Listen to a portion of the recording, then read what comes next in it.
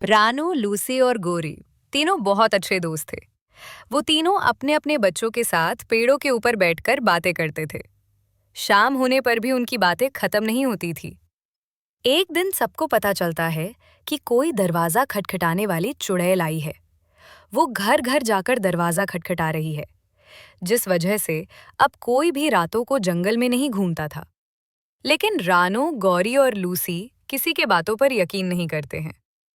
एक दिन देर रात को सब पक्षी अपने घरों में सो रहे थे।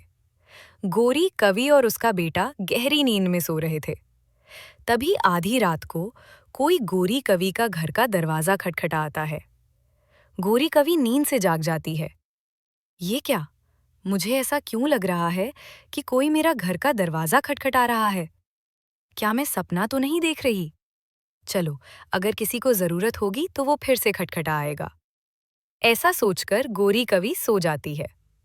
गोरी कभी भी गहरी नींद में सो रही थी तो फिर से कोई दरवाजा खटखटा आता है।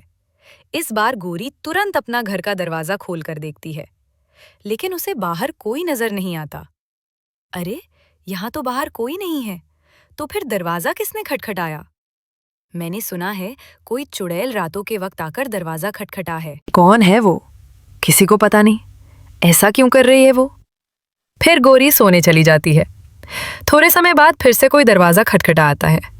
गोरी धीरे से जाकर अपने घर की खिड़की से झांक कर देखती है, लेकिन उसे बाहर भी कोई नजर नहीं आ रहा था। गोरी बहुत डर जाती है। सुबह हो जाती है। सुबह होते ही गोरी अपने दोनों दोस्तों के पास जाकर जो कुछ हुआ सब बताने लगती है। उसकी बातें सुनकर रानू और लूसी दोनों बहुत हंसने लगते हैं। मेरे घर कोई जरूर भूतनी आई होगी, उसने रात में दरवाजा खटखटाया। मुझे बहुत डर लग रहा है दोस्तों। गोरी, ये सब तुम्हारा वहम होगा, तुम डरो मत। तुम दोनों को मेरी बातों पर यकीन नहीं हो रहा है। जब वो चुड़ैल आकर तुम्हारा दरवाजा खटखटाएगी, जब तुम दोनों को पता चलेगा। ऐसा कहकर गोरी अपने घर चली जाती है। उस दिन रात हो जाती है।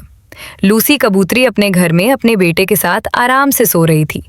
तभी आधी रात को उसका दरवाजा कोई खटखटा आता है। इस समय मेरा दरवाजा कौन खटखट रहा है? मुझे खोलकर देखना होगा। लूसी अपना घर का दरवाजा खोलकर देखती है तो उसे बाहर कोई नजर नहीं आता। लूसी फिर से घोंसले में आकर सो जाती है तो फिर से कोई दरवाजा खटखटा आता है। लूसी खोलकर दिखती है तो तभी उसको एक चुड़ैल बच्ची आसमान में उड़ती हुई दिखाई देती है। वो तुरंत दरवाजा बंद करके घोंसले में आकर बैठ जाती है। अरे अरे, ये क्या? अभी अभी मैंने किसी चुड़ैल को आसमान में उड़ते हुए देखा है। माँ, दरवाजा कौन खटखटा रहा है? मुझे बोलो ना माँ। कीकी बेटा, कोई नहीं, तुम सो जाओ। अभी अभी मैंने बाहर भूत को देखा है, मुझे बहुत डर लग रहा है, तुम सो जाओ। किक्की बेटा, क्या बाहर भूत है? मुझे भी डर लग रहा है माँ, तुम आकर मेरे साथ सो जाओ माँ। उस रात माँ बेटा दोनों जगते रहते हैं। वो दोनों अब सोने से डर रहे थे। सुबह होते ही लूसी अपने दोनों दोस्त को अपने घर बुलाती है। वो उन दोनों को सब कुछ बताती है जो उसके साथ हुआ था। अरे लूसी, मैंने तो अभी तक उस चुड़ैल को नहीं देखा, लेकिन तुमने देखा है। अब तो तुम मुझ पर भरोसा करती हो ना?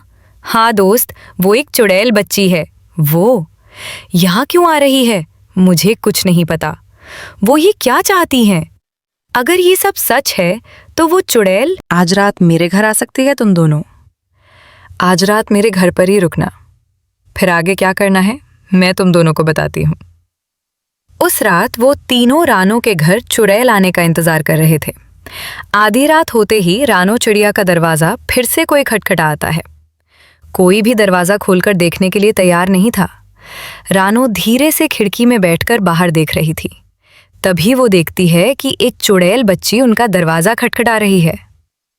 मुझे छोटे छोटे बच्चे चाहिए, मेरे साथ तुम्हारे बच्चों को भेजो, मैं उनके साथ खेलना चाहती हूँ। दरअसल वो चुड़ैल बच्चों को लेने के लिए वहां आई थी। सभी एक एक करके उस खिड़की से चुड़ैल को देखने लगते हैं। डर के मारे सब छिप जाते हैं। उस भूत को कैसे भगाएं? वो हमारे बच्चों को लेने के लिए यहाँ आई है। वो जरूर कोई इंसान की बच्ची होगी जो अब चुड़ैल में बदल गई है। दोस्तों, हम सब एक काम करते हैं। हम सब मिलकर भूत के सामने हनुमान चालीसा पढ़ते हैं, फिर भूत कभी नहीं आएगी। फिर वो सभी एक साथ दरवाजे के पास आकर हनुमान चालीसा पढ़ने लगते हैं। चुड़ैल को हनुमान चालीसा सुनना सहन नहीं होता। वो तुरंत वहां से भाग जाती है और फिर कभी लौटकर वहां नहीं आती। ये जानकर वो तीनों बहुत खुश हो जाते हैं। रानो के दोनों दोस्त लूसी और गोरी उसकी बहुत तारीफ करने लगते हैं। इस तरह फिर से वो सब खुशी खुशी से रहने लगते हैं।